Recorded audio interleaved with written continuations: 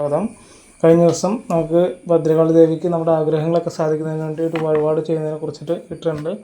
നമുക്ക് അത് എല്ലാ ചൊവ്വാഴ്ചകളിലും ചെയ്യാം.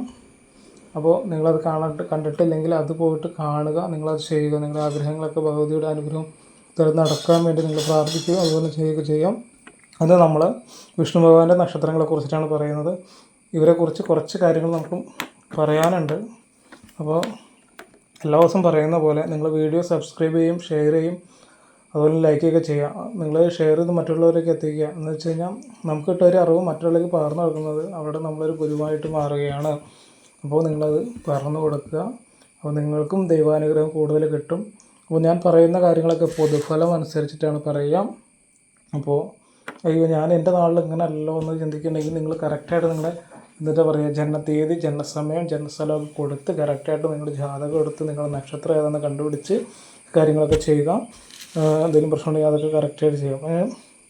അപ്പോൾ ഇന്ന് പറയുന്ന നക്ഷത്രക്കാർ, നമ്മൾ ചെയ്യുന്ന പുഷ്പവാന നക്ഷത്രക്കാർ, ഇവർ ഒരു സാധാരണ മനുഷ്യരൊന്നുമല്ല. ഇവർക്ക് നല്ല പ്രത്യേകതയായിട്ടുള്ള കഴിവുകളൊക്കെ ഉള്ള ഒരു കൂട്ടരാണ്. അതുപോലെ തന്നെ ഇവർ ശാന്ത സ്വരൂപരായിരിക്കും, ശാന്തമുള്ളവരായിരിക്കും, നല്ല വാക്സാമർഥ്യം, നല്ല രീതിയിൽ സംസാരിക്കുന്നവരും നല്ല മധുരം മാറുന്ന രീതിയിൽ സംസാരിക്കുന്നവരായിരിക്കും. അവരുടെ എന്താ പറയുക, അവരെവിടെ നിന്നാലും നമ്മളൊരു ഇപ്പോൾ നമ്മളൊരു ഒരു പരിപാടി നമ്മൾ സംഘടിപ്പിക്കുന്നു, ആ പരിപാടിയിൽ ഏറ്റവും നന്നായിട്ട് സംസാരിക്കാനും അല്ലെങ്കിൽ ഏറ്റവും കൂടുതൽ അറിവും അല്ലെങ്കിൽ അവരായിരിക്കും നമ്മളതിന് കോർഡിനേറ്റ് ചെയ്യുക.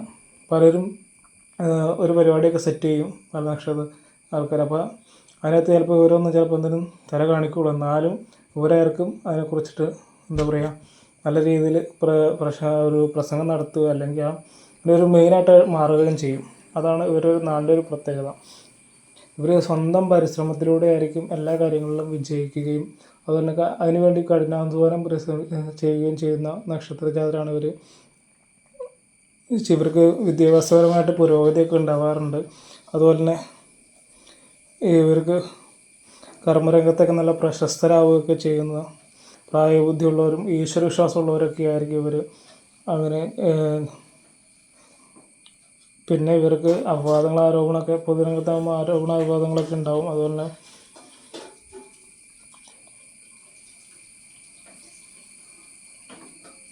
ആധുനിക രീതിയിലുള്ള ചിന്താഗതികളൊക്കെ വെച്ച് പുലർത്തുന്നവരായിരിക്കും ഇവരൊക്കെ.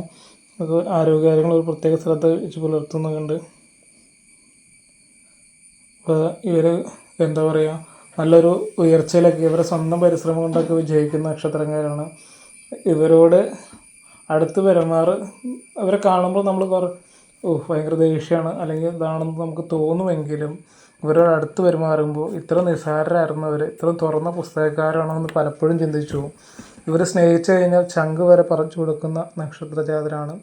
അതുപോലെ തന്നെ ഇവരെ പിണക്കി കഴിഞ്ഞാൽ അതിലേറെ ദോഷം ചെയ്യുന്ന നക്ഷത്രജാതരാണ്. എന്ന് വെച്ച് കഴിഞ്ഞാൽ നമ്മൾ ഭദ്രകാളി അമ്മേനെ തന്നെ എടുക്കുകയാണെങ്കിൽ ഏറ്റവും ദേഷ്യമുള്ളവളും ഏറ്റവും സ്നേഹവുമാണ് അമ്മയ്ക്ക്.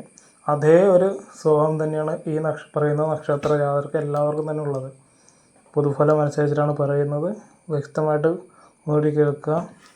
അപ്പോൾ അങ്ങനെയുള്ള നക്ഷത്ര ജാതകരാണ്. ഇവരെ സ്നേഹിച്ചു കഴിഞ്ഞാൽ ഇവരെന്തും തരും, അവർ വേർപ്പിച്ചു കഴിഞ്ഞാൽ ഇവരൊന്നും തരില്ല. ഇവർ എല്ലാവരെയും ആത്മാർത്ഥമായിട്ട് സഹായിക്കുന്നവരാണ്. ഇവരെ കണ്ട് അസൂയപ്പെടുന്നവരായിരിക്കും മറ്റുള്ളവർ. അങ്ങനെയുള്ള ഇവർ എന്ത് ചെയ്താലും വിജയിക്കുന്ന ഒരു പ്രകൃതമാണ്. അത് അവരുടെ കഠിനമായ പരിശ്രമം കൊണ്ടാണ്. അല്ലാതല്ല നമ്മളെന്താ പറയുക കുറച്ച് ദൈവാധീനം അതൊക്കെ കൊണ്ടാണ് അവരൊക്കെ വിജയിക്കുന്നത്. അതിൽ നമ്മൾ അസൂയപ്പെട്ടിട്ട് കാര്യമില്ല. അപ്പോൾ ഇത്രയും ഇതാണ്. പിന്നെ അതുപോലെ ഈശ്വരാനുഗ്രഹം കൂടുതലുള്ള നക്ഷത്രക്കാരാണ്. ക്ഷേത്രവിശ്വാസികളായിരിക്കും ഭൂരിഭാഗവും. അപ്പോൾ അങ്ങനെ ഉള്ള നക്ഷത്രജാതരാണ്. ഇവരോട് കളിക്കുമ്പോൾ സൂക്ഷിച്ച് കളിക്കുക. അതുപോലെ മഹാവിഷ്ണുവിൻ്റെ പ്രത്യേകതയാർന്ന നക്ഷത്രജാതരാണ്. ഇവരുടെ ജനനം തന്നെ വ്യാഴത്തിലായിരിക്കാം. അപ്പോൾ അതുകൊണ്ട് മഹാവിഷ്ണുവിൻ്റെ ഏറ്റവും സ്നേഹപ്പെട്ട ഏറ്റവും സ്നേഹമുള്ള മക്കളെന്ന് വേണമെങ്കിൽ നക്ഷത്രജാതർ എന്നൊക്കെ വേണമെങ്കിൽ നമുക്ക് പറയാം. അവരെ ഭഗവാൻ തലേ തൊട്ട് അനുഗ്രഹിക്കും. എല്ലാ വിധത്തിലുള്ള സർവ്വ ഐശ്വര്യങ്ങളും വാരിച്ചൊരിഞ്ഞു കൊടുക്കും.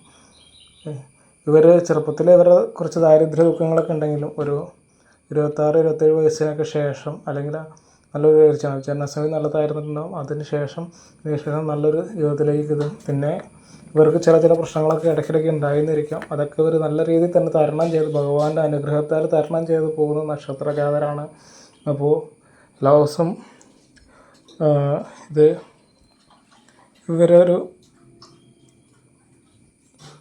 എന്താ പറയുക, നിങ്ങൾ പരമാവധി ഇവരെ സ്നേഹിക്കുക, അതുപോലെ ഇവർക്ക് വേണ്ട കാര്യങ്ങളൊക്കെ ചെയ്തു കൊടുക്കുക, ഇവരെ നല്ല സ്നേഹത്തോടുകൂടി കൊണ്ടുനടക്കുക, നമ്മളവരെ ഉപദ്രവിക്കാതിരിക്കുക. തിരിച്ചു കഴിഞ്ഞാൽ എന്താ പറയുക, ഇവരായിട്ട് ആരെയും ഉപദ്രവിക്കാൻ നിൽക്കില്ല, പക്ഷേ അവരുടെ ദേഷ്യത്തിന് ഇരയാവാതിരിക്കുക. എന്ന് വെച്ച് കഴിഞ്ഞാൽ നമ്മളിപ്പോൾ പഴമക്കാർ പറഞ്ഞു അങ്ങോട്ട് എന്നിട്ട് കല്ലെടുത്തെറിഞ്ഞ് പട്ടിയുടെ കടി കൊള്ളുകയെന്ന് പറയില്ലേ, അതുപോലെ അല്ലെങ്കിൽ ഒരു എന്താ പറയുക പാമ്പിനെ ചവിട്ടി കടി മേടിക്കുക എന്ന് പറയില്ല, അതുപോലത്തെ ഒരു അവസ്ഥയാണ്. പാമ്പിനേക്കാൾ വലിയൊരു നല്ല രീതിയിൽ ഒരു തുനിഞ്ഞെത്തും. അതായത് ഒരു നല്ല രീതിയിൽ പറഞ്ഞാൽ ഏതൊക്കെ രീതിയിൽ അവർക്ക് പോയിട്ടാം ഇത് ചെയ്യാമോ അവരൊക്കെ അതുപോലെ രീതിയിൽ ചെയ്യുന്നൊരു നക്ഷത്രക്കാരാണ്. എന്നാൽ സ്നേഹിച്ചു കഴിഞ്ഞാൽ അവർ എല്ലാ വിധത്തിലുള്ള ഐശ്വര്യങ്ങളും അവർക്കുള്ള അതേ ഇതൊക്കെ നമ്മൾ മറ്റുള്ളവരെ കൈപിടിച്ച് ഉയർത്താനായിട്ട് ശ്രമിക്കുന്നവരാണ് അവർ.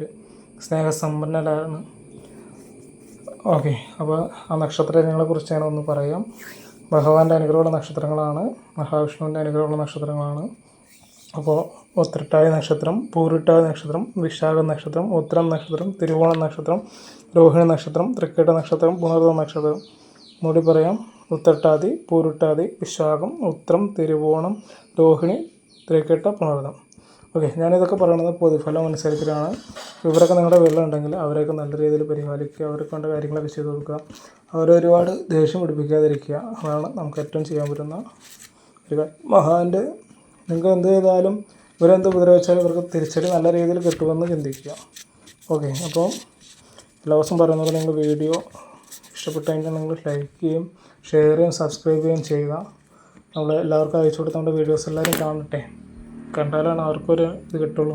അപ്പോൾ എല്ലാ ദിവസവും പറയുന്ന പോലെ എല്ലാവർക്കും നല്ലത് നേർന്നുകൊണ്ട്, നല്ല ശുഭദിനം നേർന്നുകൊണ്ട് നിർത്തുന്നു. നന്ദി.